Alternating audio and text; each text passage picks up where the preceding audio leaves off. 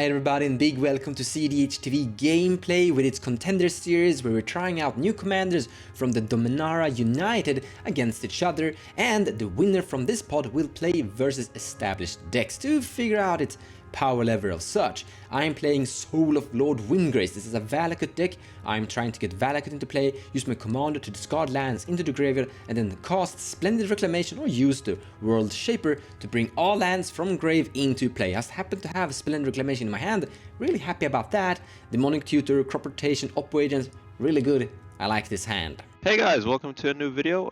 Today we are playing Verrak, Warp Sengir. He doubles up on abilities where we pay life, i.e. fetch lands, Razageth. I think you see where this is going. Opening hand, pretty good. We have some an early play with Sarah Ascendant. We have a Ramirez, we have a Violent Tumor. I think, yeah, this is pretty good. Hi, today I'm playing Ramirez de Pietro, Pillager. The main game plan of the deck is to land my commander and attack with small evasive pirates, such as Spectral Sailor, to generate value. Interesting about the value is that I don't actually draw the cards, I keep them in exile. So cards like Lightside Diamond can actually be used to cast the cards in exile, which is pretty interesting, but I'm not sure if that will come up, but that's a nice line. Other than that, it's just the blue-black Adnos Circle deck, because that's what blue-black does today, and that's the best thing to be doing. I'm keeping my second 7, and it's really great. I have a turn 1 heuristic, which is awesome. That's enough to just keep the hand. We also have the Universal Automaton, which is a pirate for Ramirez, so if I can draw land off the heuristic or just draw it naturally. I have a turn 2 commander plus a pirate, so I can really grind some value out with this hand. I also have a Notion Thief and the Circle, so if I draw into any of those pieces, it will be really great. And yeah, I think this is a really promising hand. Hey guys, Jordan here. Today I'll be playing a new commander from Dominaria, Braids, Arisen Nightmare. This is a Staxy control deck, making people discard and sacrifice things to my advantage, and then the main win con is Professor Onyx and Chain of Smoke. Okay, this is my starting 7, pretty happy with it. We've got lands and spells, we have good sacrifice outlets for Braids. I think it's going to be a good time. I'm gonna start, I'm gonna draw a card for turn, I'm gonna be super happy. I'm gonna put this Stomping Ground into play and pay 2 life and pass the turn. Alright, we'll go to my turn. Draw a card. Interesting card. I'll play a City of Brass. Tap City of Brass. I will like to cast a Sarah Ascendant.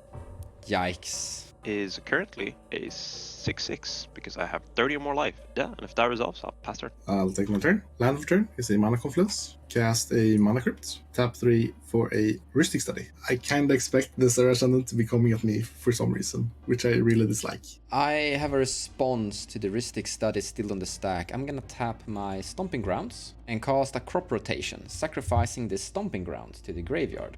I will find Valakut and put it into play tapped, and then I'm good with it, or not. Then heuristic study resolves. Then I'll pass the turn. Okay, go to my turn. I will draw a card, Snow Carved Swamp, Lotus Petal, not paying 1, and then I'm going to play a Blood Pet, not paying 1. Pass the turn. Untap and draw a card. I'm gonna play this Wooded Foothills. I kinda wanna play my Demonic Tutor here, but I can't pay the 1 for Demonic Tutor. I kinda wanna find Life from the Loam with my Demonic Tutor, but I don't want to feed that Heuristic Study. He's already gotten 2 cards, and I don't need to use my Demonic Tutor to find Life from the Loam now, so I'm gonna do nothing and pass here. Play a Swamp. I'll move to combat. Pontus, I'll hit you for 6. No blocks, take 6. I would then like to play a Memnite, paying for Heuristic, and then I'll pass my turn. Take my turn. Land for turn is a Underground River. I'll tap 4, paying 2 life, to cast my commander. So when he enters the battlefield, I'll make 2 treasures. And also, when I connect with a pirate, I'll exile the top card of that player's library, and I can play it. So ETB, I'll lose 2 life and make 2 treasures. I will sack 1 treasure to cast a Siren Storm Tamer, and then I'll pass the turn. Okay, I'm going to play this Ancient Tomb as land for turn. I'm going to tap it, losing 2. I'm going to tap that for a black and sacrifice my Lotus Petal to play my commander, Braids. Okay, I would like to move to my end step, and I am going to sacrifice my Blood Pet. So, you guys can sacrifice a creature, or you can lose 2 life and let me draw a card. I cannot sacrifice any creatures because I don't have any, so you get 2 life. You get to draw a card and I lose 2. I will sacrifice my Memnite. I will not sacrifice. I'll lose 2 life and you can draw. Sweet. I'll draw 2 cards. You guys are just giving cards to each other here. Yeah. And with that, I will pass the turn. In the end step, I'm gonna sacrifice with the foothills. I'm gonna find this triome land that is a swamp, mountain, forest. So now I have 1 mountain, 5 more to go. Untap and draw a card. Put this mountain into play. 2 mountains in play. 4 more to go. So we can cast Demonic Tutor and pay for it now. However, we're getting to the stage where people might search and have an Oppo agent, and I kind of want to keep that one available. Next turn, I think I want to do my commander. But so far, we're on the Oppo agent plan here and a passing turn. Move to combat. Pontus take another 6. I will, before blockers, sacrifice the treasure to rapid hybridization. That's Sarah summoned. Sure. That is that goes through. And then I'll take 0. The 6/6 became a 3/3. Nice. The second main phase, cast a Soul Ring, for which I will pay, and then I will pass my turn. Take my turn. Land for turn will be a basic swamp, and then I'd like to go to combat. I'll attack Mons for 4 and Anis for 1. No blocks, I will take 4. Okay, so Ramirez triggers on both of you, and you will exile the top card of your libraries. You hit a gamble from me. Ow. You get a Draft Magistrate. Oh, those are some nice hits. Then in my second main phase, I'll pay 1 life for a white and float the colorless to cast the Draneth. Then I'll use the colorless floating, tap for blue, take a damage, to cast a Warkite Marauder, which is a 2/1 with flying that humilities something when it attacks until end of turn. And then with my last mana, I'll cast a Universal Automaton. And then I pass the turn. So I didn't think he was gonna flip into something terrible. He did flip into my gamble, and I kind of wanted him to almost cast it because I had a Oppo agent. I was so close to getting that. But the Draenei Magistrate is like destroying me here a little bit, so I'm a little bit sad about that. Could have stopped this by casting Oppo agent and blocking. Would have given him a card and would have gone to nothing from the Oppo agent, so I didn't do it because of that. In hindsight, because of the Draenei being in play, I should have done it. But I didn't think he would flip into something terrible from Anis. So an interesting part of Ramirez here is that they stay exiled, so I can still cast a gamble. I didn't have the colors to win this game, or this turn, but next turn I can almost guaranteed go for a win as long as I draw into mana and the gamble is nice to me. But either if that doesn't happen, I still have a great board state. I can grind a lot of value with this board state, and yeah, I'm in a really good spot. The Braids is a bit annoying, but that's kind of it. I am a bit low on life as well, but yeah, I think as long as something horrible doesn't happen, I'm in a great spot to win this game. Okay, go to my turn. Play a Nykthos, Shrine to Nyx. Alright, we're gonna tap Ancient Tomb to cast a Mana Vault, paying the 1. We'll tap 2 to cast the Null Spell Bomb, paying the 1. And then I would like to go to my end step. I would like to sacrifice my Null Spell Bomb, and if you guys would like to sacrifice an artifact, you may do so. I cannot. I lose 2 and you draw a card. I will not. You can draw another card. Pontus. I will sacrifice my Mana Crypt to hopefully save some life. Alrighty, I will draw 2 cards. Wonderful, that's what we needed. Alright, great. I will pass the turn. In your end step, I'm gonna flash this Oppo agent into play. Oh, I'm really happy I didn't cast that gamble. I'm really sad you didn't.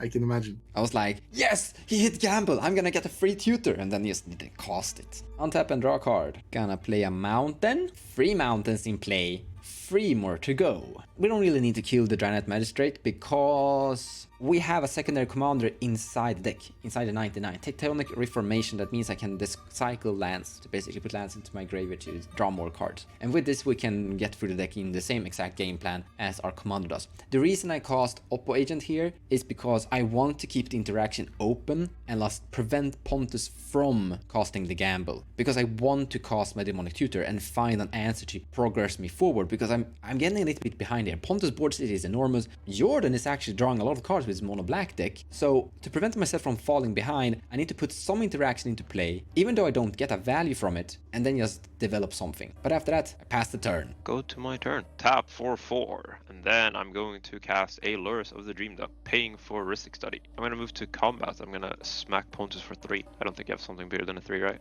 No blocks, take 3. Cool. Combat damage. We're getting there. And then yeah, I will pass my turn. Take my turn. You have an army. I do have an army, so let's use it. Go to combat. I'll attack Warkite Marauder at Mons, Ramirez at Jordan, and Siren Stormcaller at Anis. Trigger Warkite Marauder. The op agent will be a 0/2 without abilities. A 0/1 without abilities. I take 2 damage. And then Ramirez triggers and exiles the top card of each of your libraries. A Dolphy Voidwalker from me. Sadly, I cannot play lands, so the Wasteland can go away. But I will cast a Mana Crypt in my second main. And then I'll pass the turn. Alrighty, going to my turn. Play a Snowcarved Swamp as our land for turn. We'll tap Mana Vault for 3. We'll cast Bloodghast, not paying 1. And then we will pay 3 mana with Mana Vault filtered into Nykthos for 4 black. And we are going to play Pox, paying the 1. Oh my god. Pox does. Each player loses a third of his or her life, then chooses and discards a third of their cards, then sacrifices a third of their creatures, and finally sacrifices a third of their lands. Rounded up. I haven't seen Pox in ages. Oh my god. In response to Pox, I will tap for 4 to cast a Notion Thief, and then Pox can resolve. Alright, I'm discarding a Dakmor Salvage and a Vicious Rumors, and I will be sacrificing my Bloodghast, and I will be sacrificing a Swamp and my Ancient Tomb. I'm gonna sacrifice Mountain, discard, Underworld Breach, Tectonic Reformation, and I have to sacrifice my Oppo Agent.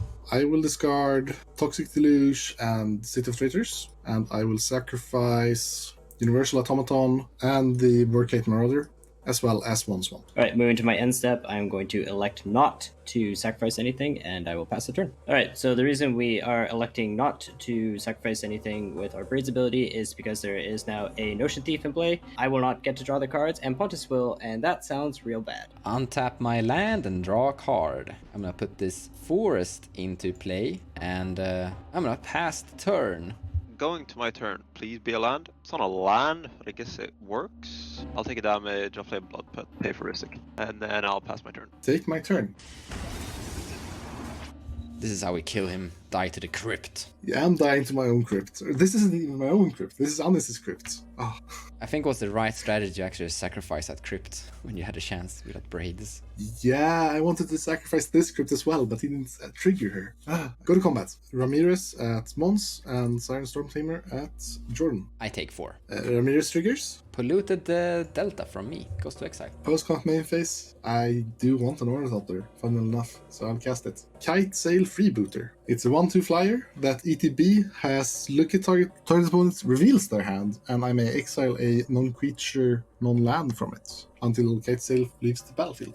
You all have 3 or less cards in your hands, but yeah, this is on Jordan because I think he's in the best spots from here, and he can do the most damage to me. So ETB, I'll target Jordan. So I think Smallpox is actually good for me if you cast. So the other option for me to exile is the Yogwill, so I will exile that one. And then I'll pass my turn. Alright, I will start by losing a life from Mana Vault Swamp, and that will get me my Bloodghast back. And then I'm going to tap 2 to cast a Blood Fountain, paying for Rhystic Study, and I will make a Blood Token. And then I'm going to go to combat and attack Pontus for 3.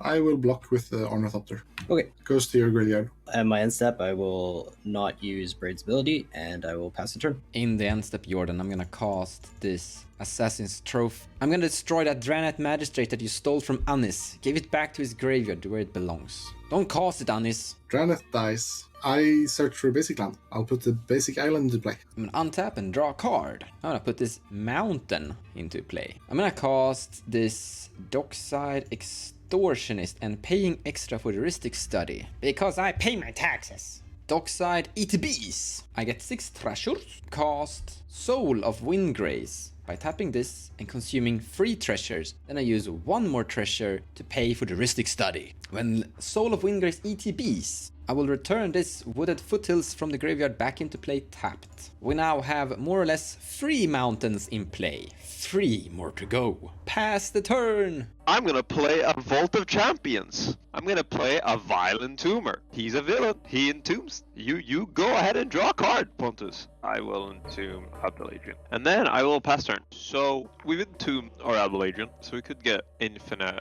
mana if we animate edit and infinite 1/1s. The problem is we get infinite colorless, which is not really enough to do anything. Pontus is playing blue. There's only one blue player, but he's still playing blue, so I assume he's sitting on some form of interaction because he hasn't cast any interaction this game. So I don't think what we're gonna do is gonna work out for us per se, but hopefully something changes, like Pontus dies or something like that, and it might get us somewhere.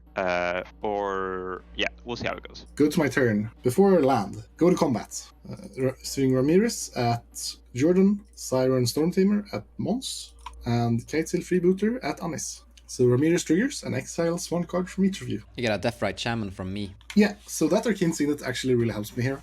I do have the mana to go for it here, because I can cast Arcane... I could have played the land, but the gamble makes that horrible. So I have a 50-50 chance to win here, and I think I kind of have to take it. I could take a Time Twister as well, and that's actually pretty good. Gamble for Twister. I actually think that's the play when I think about it. But I do think I kind of need to win here, because I'm like bleeding out, and if they just attack all out on me, I'm pretty much dead already, even without hitting the mana crypt damage. So I think it's kind of like win or die here. And with the Mana Vault from Anis, as well as the Arcane Signet, I think this is a pretty good spot. So yeah, instead of going for a Consult, I will go for the Time Twister play, because drawing 27 is pretty good. So hopefully that pans out well. Post-combat main phase, I will play a Cephalid Colosseum, mana for turn. I will tap Mana Crypt to cast a Mana Vault. Then I'll tap the Mana Vault to cast the Arcane Signet, 2 colorless floating. Tap the Arcane Signet for a red to cast the Gamble from Mons' Exile. Finding this card, and then discarding a card randomly. I discard a Time Twister. I now dislike everything. Oh, you mean that my gamble became an entomb? Yeah. Yeah. That was quite the gamble you had there. Oh. Okay, Pontus, I wanna collaborate with you here. Yeah? So, before you have an idea of activating that land or targeting people, I have a cannon in my hand that can kill a player. Strangely enough, I think you're already dying to yourself. I am, yes. And you don't seem to be getting somewhere with your strange board state. I am not, no. Yeah. So I can kill you, but I don't think I'm gonna. But if I can kill Jordan, I don't think I can kill Jordan, but I can destroy his engine, and I can kill Lurus. Okay. I can kill Braids and Lurus. This is starting to become scary, Mons. You're becoming quite a threat yourself. I might be able to kill like an ocean thief too, so to say. But I think I'm more lean towards killing Lurus and Braids. Okay, yeah. I cannot kill Jordan completely yet, though. He has too much life. Almost kill Jordan. It depends on what I draw. Okay. But if you target me, I cannot kill Braids or Lurus with that land. Yeah, that's fair. I'm sacking this targeting you, Alice. I'm sorry, but yeah, this is where we're at. I draw 3. Wait, you had an animate. Oh, you were gonna win on your turn, Ranis. Yeah, yeah. Wait, Come on, so, dude. So if animate that is in your graveyard, you win on your next turn if we don't kill Lurus. Yeah, if we don't kill Lurus, yes. Yeah. With the cards I drew, I can cast this Fellower Stone with 2 colorless from Mana Vault and Mana Crypt. Then I'll tap this Fellower Stone to cast a Cloud Pirate. It's a 1/1 flyer that can only block flyers. Pirate tribe. And with that, I'll pass the turn. On your end step, I'm going to sacrifice my blood token, discarding Smallpox and drawing a card. Alright, go to my turn. I'm going to play a Cabal Pit. I'm going to sacrifice it to give Notion Thief -2/-2. I'll respond. Take 1 damage, add a blue. Sacrifice Siren Stormtamer to counter that ability. Oops. Go play Mishra's Bauble, pay the 1. I'll go to combat attack Pontus for 5. I'll block Braids with Notion Thief. Braid size, and then I will sacrifice Mishra's Bauble. I look at the top card of my library, and then pass the turn. I'm gonna untap and draw a card. Ooh, look at that! Alright, so we have the deck's big cool idea here. What we all love and dream for. There's no ugly Notion Thief, so we're gonna tap this, discard Dwarven Mine to the graveyard with the commander and draw a card. I'm gonna sacrifice this with the Foothills, find a Smoldering Marsh. The mountain count is now 3. I'm gonna tap 1, 2, 3, burn a treasure, and cast Splendid Reclamation for 4, paying Floristic Studies. We have a Lurus to kill. Yeah, so as long as this isn't killing me, I am passing on it. Yeah, I kinda promised not to kill you. Alright, I'm gonna put into play Stomping Ground, tapped, Mountain, tapped, Snow Covered, tapped, Dwarven Mine, tapped. Now, because Dwarven Mine actually enters tapped, it doesn't generate a dwarf, sadly, but well, who cares. And then Wooded Foothills tapped. Now, Valakut is gonna trigger 4 times. So we're gonna kill Lurus. There's no point in killing that Bloodghast. We're gonna kill Pontus Commander, and I did promise not to kill Pontus. So we're gonna put, because Annis is more or less dealt with, he has no hands, we're gonna put the 2 remaining 6 damage at Jordan's face. And then I'm attacking with my commander at you, Annis. I have no lands in my graveyard, so no trigger. Pass turn. So it might look very strange not killing Pontus there. However, Lurus and Annis would have won the game. And if I kill Pontus with his spell and kill Lurus with his spell, Pontus still have to counterspell my Splendid Reclamation. And Pontus is on blue, it's the only one not on, is on the only one on blue here, so he could potentially do that. So in order to like actually stay alive, I need to kill it. Also, Pontus isn't really winning yet, so we can probably kill him next turn.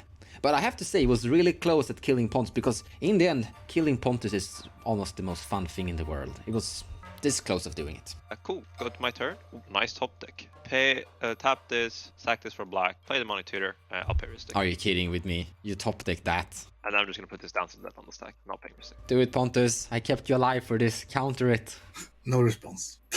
Cool, ETB, I'm gonna target Albert Adrian, and then I'm gonna flicker this a bajillion times, if that's okay. And I guess I can do it with my Soul Ring as well, just get infinite colorless, if that's alright. On the last one, I'm gonna flicker Violent Tumor. I would like to entomb something. So Violent Tumor is really nice for this, because it's sort of a neat package, because I'll first make infinite mana, and then I'll make infinite 1/1, because Albert Adrian makes a 1/1 every time he enters. And then at some point, I'm gonna entomb Razaketh. I will flicker Dance of the Dead one more time. Albert Adrian will go to my graveyard. I will animate the Razaketh. And with that, I'm going to pay 2 life to fetch a card. I need to make some mana first, sadly. So I'm just gonna grab I'm gonna grab a Signet. Yeah. And then I'm gonna grab a tutor this, shuffle. I'm gonna tap these 2 for 2 black. And then I'm gonna cast a Meat Hook Massacre, where X is 1. And then Meat Hook Massacre is gonna ETB. Each creature gets -X/-X, which is -1/-1. But because I have infinite 1/1s, an infinite amount of them die. And whenever a creature I control dies, you all lose 1 life. Bada bing, bada boom. Yes, baby. We love top decks. We're better lucky than good, as I always say.